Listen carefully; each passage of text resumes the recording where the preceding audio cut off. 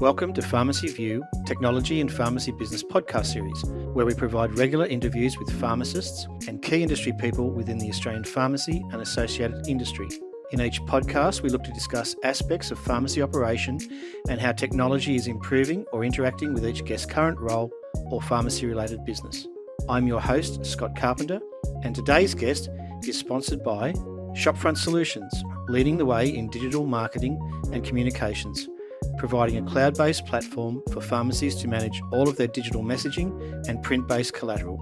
For more information on the Shopfront Solutions digital platform, simply go to the website at shopfrontsolutions.com.au.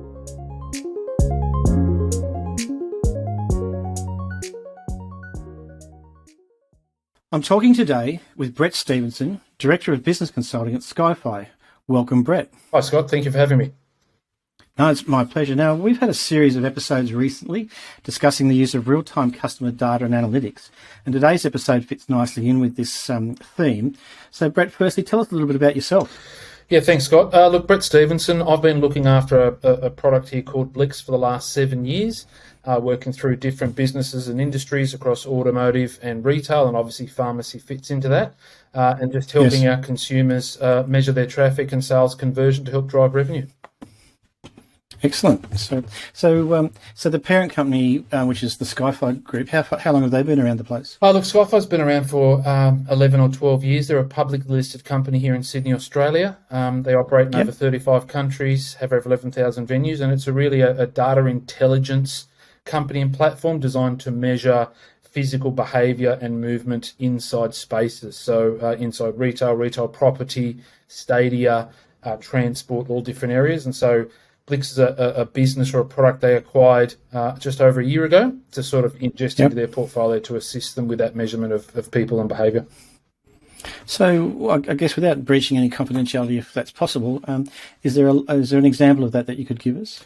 Yeah, sure. So, for example, we measure through Skyfii Wembley Stadium, the Sydney Cricket Ground. We also do down to retailers such as Chanel, David Jones, Volkswagen, Porsche over in the USA. So really varied and broad range of clients that we measure, but really we can assist using multiple technologies for anybody that wants to understand and measure the movement and behaviour of customers or visitors into. And look, if you think back originally, I think the old original state was, the binary laser counter at the doors where people would just go in and out. But of course, technology's moved a long way now, and through different options, something like Blix that measures devices moving in and out of areas, up into the very high level and technical cameras that are now available now, where you can do all sorts of different recognition and measurement and everywhere in between. But no, the technology in this space is moving very quickly. So if we talk just a little bit about the camera technology, because I know this is certainly an area that interests me a lot. We're talking here about the camera, whilst not identifying the person, tracking a person's movement through a retail area. Is that what we're talking about? Yeah, so look, the cameras that they've got now are a lot of AI cameras, and as I said, a very fast-moving space. It's one of those ones where, obviously you need to make sure that the customer and visitor's privacy is always, paramount and captured and ensure that is correct. So that's something with cameras is difficult. You need to make sure that's right. But there are options of measuring amount of people into a venue, where they go, and really where cameras are very good at using for is if you want to get specifically down to quite granular, I want to know somebody who's looking at that counter, that aisle, that product, that area. That's where cameras are good for, where you want to identify not necessarily a person, but there is a customer in that area, in that zone, looking at that particular area, and you really want to hone into a specific product or something that you want to look at. That's so it's product or range. So would the AI technology then also record time spent in that area? Yes, they can do dwell time as well. Yes. Okay. All right. So again, really, we're talking now. Not that any of this level of technology would surprise anyone listening to this podcast today, because really they're listening to it because they want to know what's coming up in the way of technology. But in the scheme of things, we're probably not seeing a lot of this, or we're not aware of a lot of this in Australia, but what you're saying is that it's kind of here anyway, and we just may not realise it. It is. And look, I think it's also, from a camera technology, Skyfii as a company, we do integrate a lot of these cameras into our platform, similar to Blix integrates, we can integrate with cameras as well. It's a space that's probably getting easier and easier, and I think now, and certainly in the not too distant future, it'll become cheaper and easier to deploy and manage as well. At the moment, it's a very fast-moving space where some of them may be cost prohibitive, but there are some very much cheaper alternatives on the market that may work.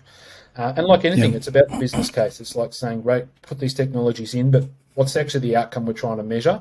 And that's really what it comes down to, because camera might be one of them, might be other technologies that you use, but you've always got to remember, what are the business cases we're trying to answer and drive for the business to then make sure that technology fits that outcome. Within a retail or I guess any environment, over a period of time, getting a level of analytics, whether it's in a pharmacy, which has got very specific, categories. It could be healthcare, it could be vitamins, it could be wound care, but really starting to analyse not only the sales from the point of sale, but as you said, the customer traffication and the dwell time in that area versus a transaction then as well.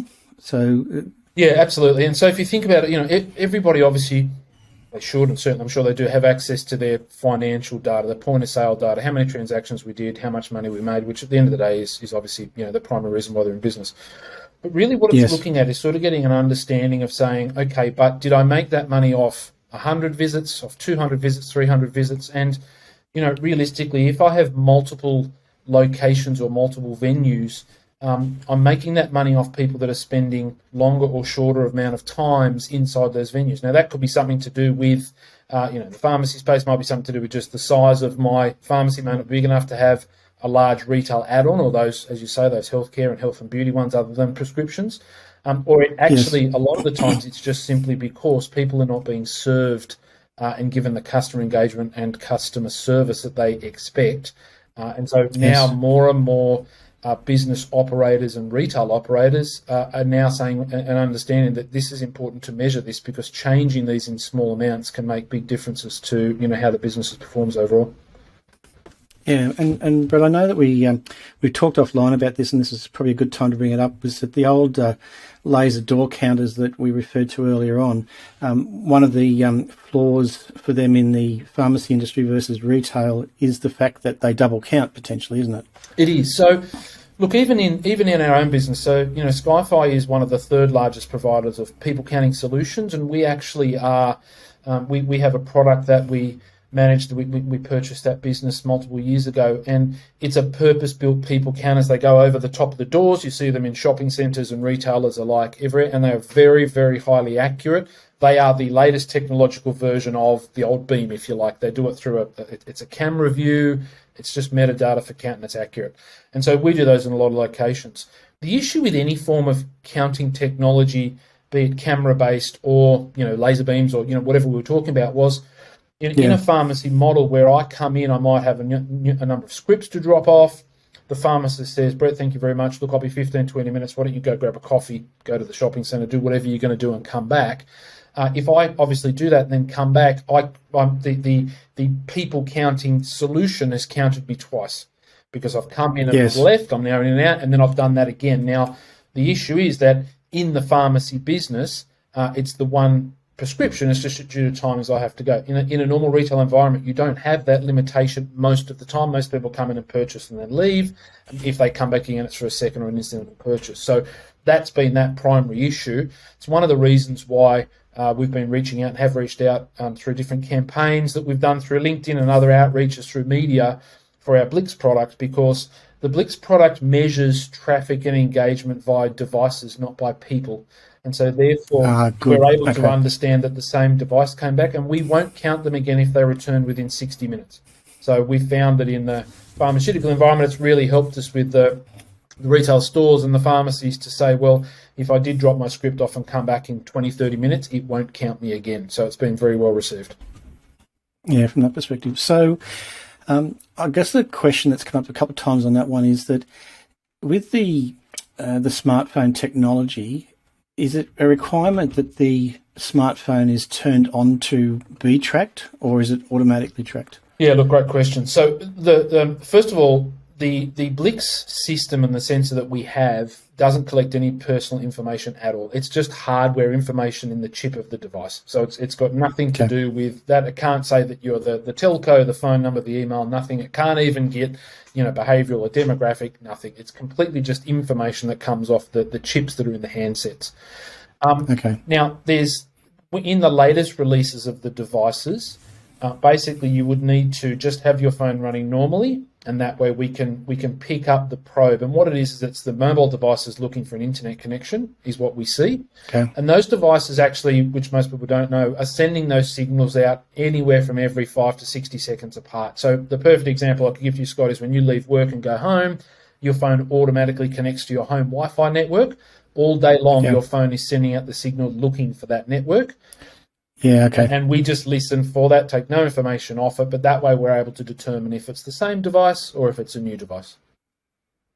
Yeah, so does the phone technology play a part in that? And I guess the example I use is that you've got your diehard Apple users that'll upgrade to the latest one as soon as they come out, if not sooner, versus, I guess, in pharmacy, which rightfully or wrongfully, there's probably an older age demographic, particularly around the dispensary area, and may not have the latest phones. So does the phone currentness play a part in that then? Look, I guess technically yes, only as far as it needs to be a Wi-Fi enabled device. So as long as you can connect to some form of internet with it through Wi-Fi, then that is fine. Then we are able to use that device to give us the trending algorithm and analytics. And I think, Scott, too, that's just another thing, is that we're not, we're completely privacy compliant to the point that we don't track an individual. It's aggregate data over a period of time. So over, say, half a day or a day, what is the visitation, what's the dwell time, and then trying to couple that with some of the sales information just to give you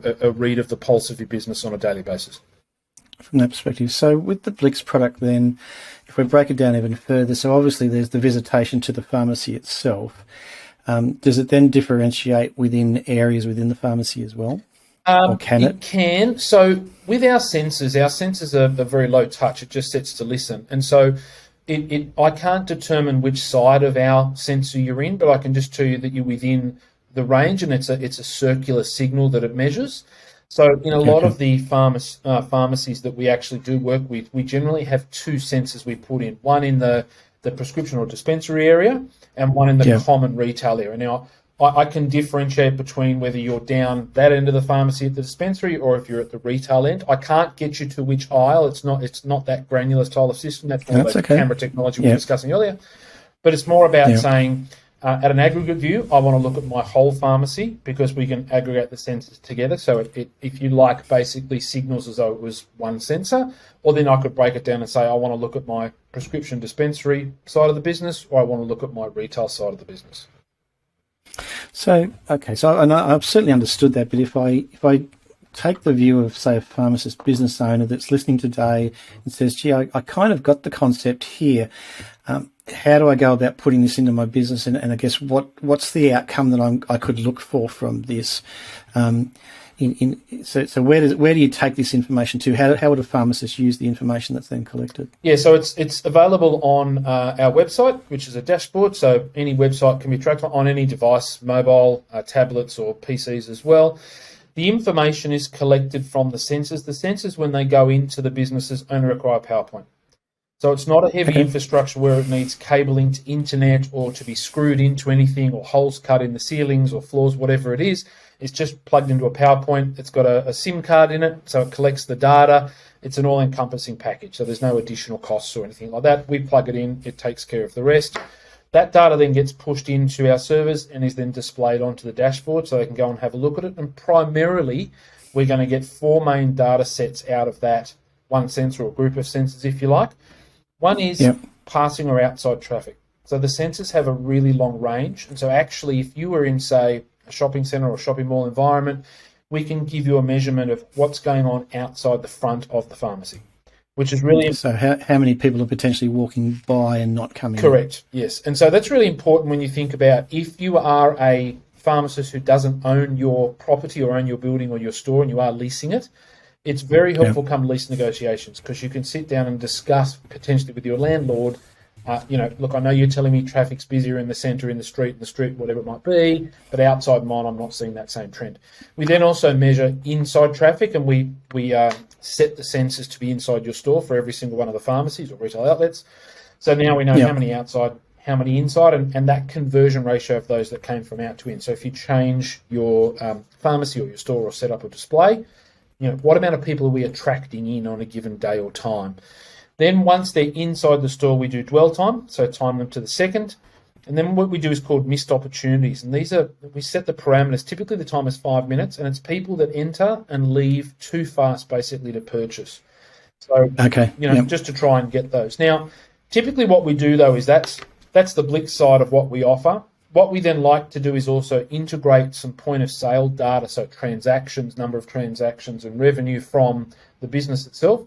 So then when they're stitched together, you can match things like traffic of the day versus revenue of the day, conversion over a period of time, basket size, and then also putting in things like dwell time with it. So you can see in one snapshot, get an understanding of how many people came in, how long did we spend with them, how much money did we make, or where was that missed opportunity? It might be that, I've noticed the dwell time lost because I didn't have enough, some of my staff members called in sick. I can see the impact on the business.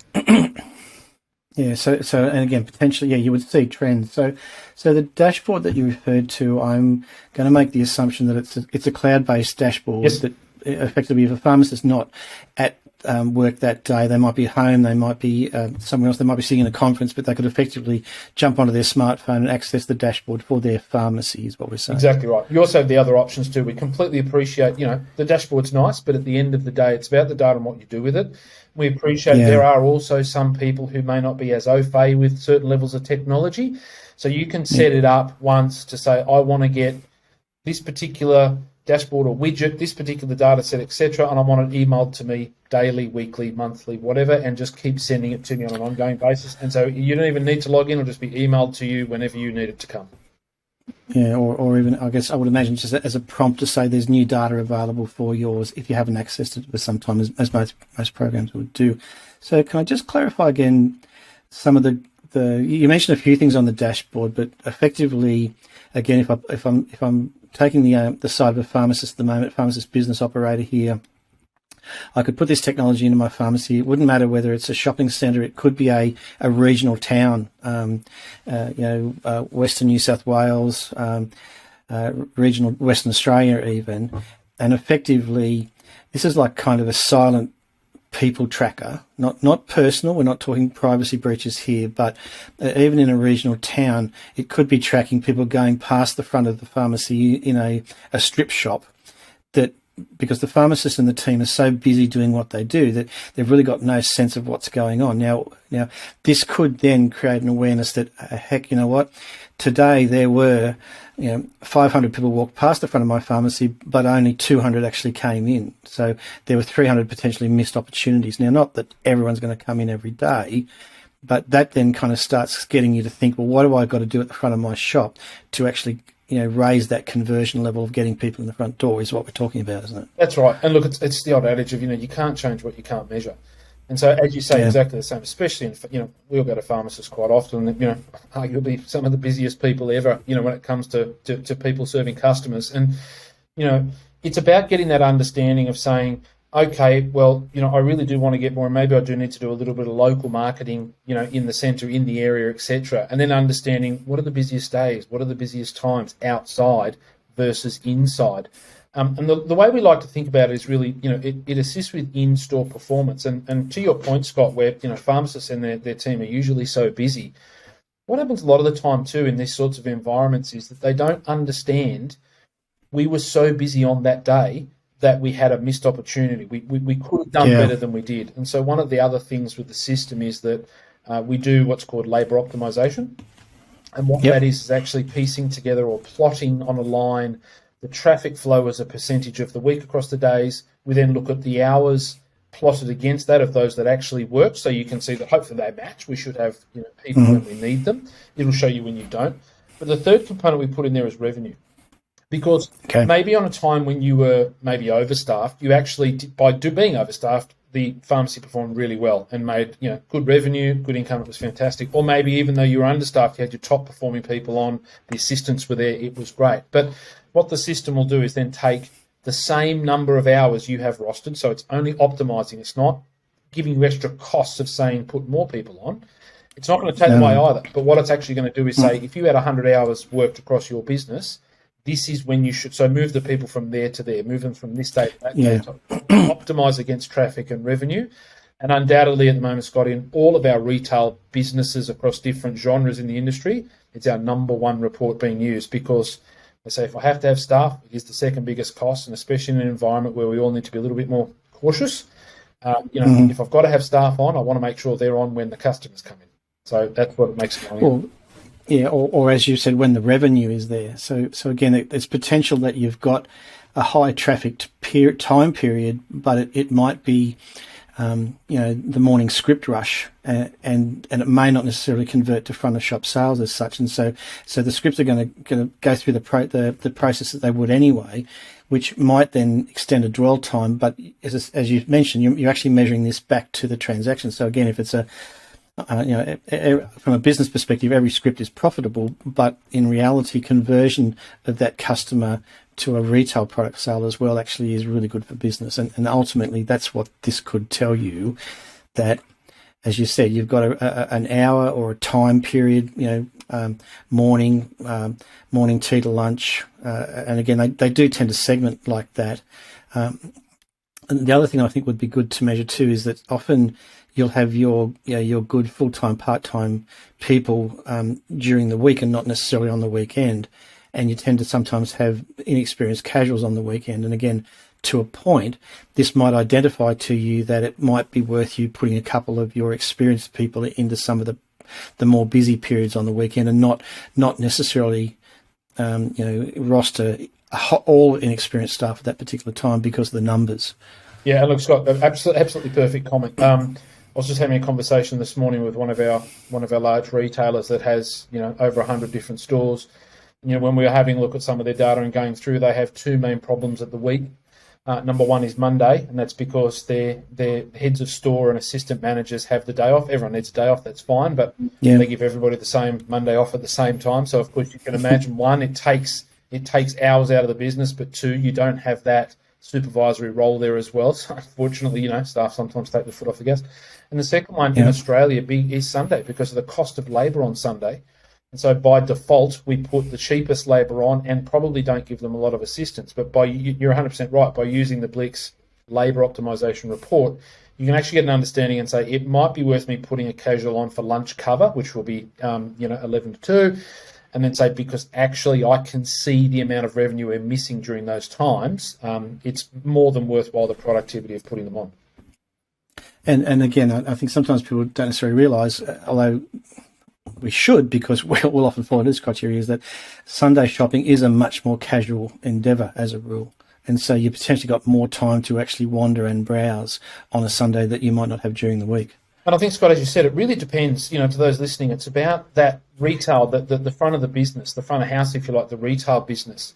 Completely understand that Monday to Friday you will have absolutely your core, and I'm sure repeat customers who come in for their scripts that they need on an ongoing basis at certain times. But if we do agree it's more of a browsing shopper on the weekend, it's a higher chance for those revenue incidental sales at the front of the business. We need to make sure we align for it, because otherwise, and let's be honest, especially if you're in a busy shopping centre, you're in a very competitive market. There's lots of other opportunities in the pharmacy and or supermarket space within the same building a lot of the time.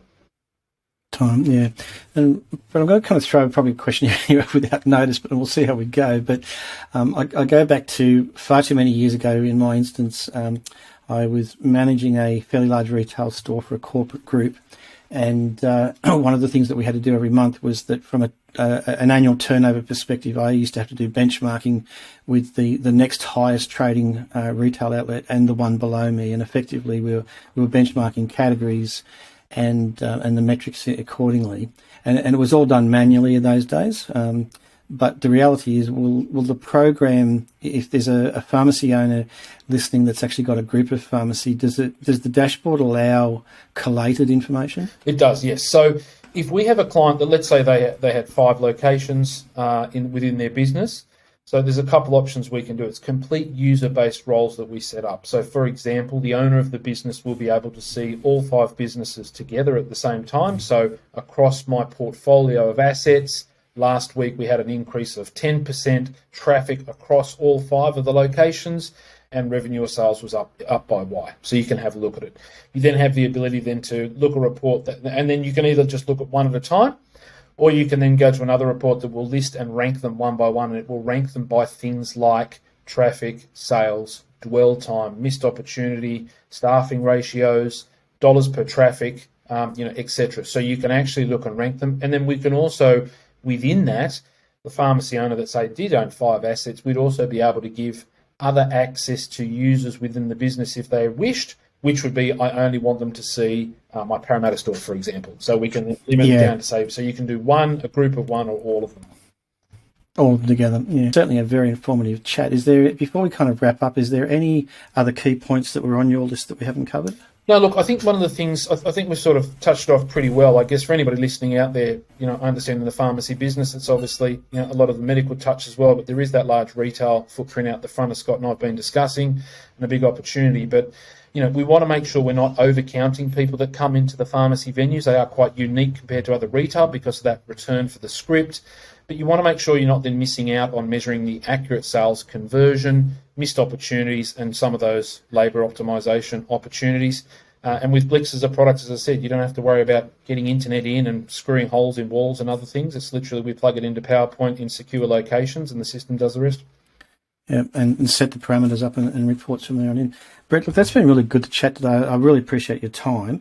I'll make sure in the show notes for anyone listening that, again, that your Skyfii and Blix websites, product information links are available. And I'm sure if anyone was interested in getting in contact with you, they can do that through the website. Yep, absolutely. That'd be great. Happy to talk to anyone. Even if you have some questions that might not be for you, there's no such thing as a silly question. So by all means, reach out.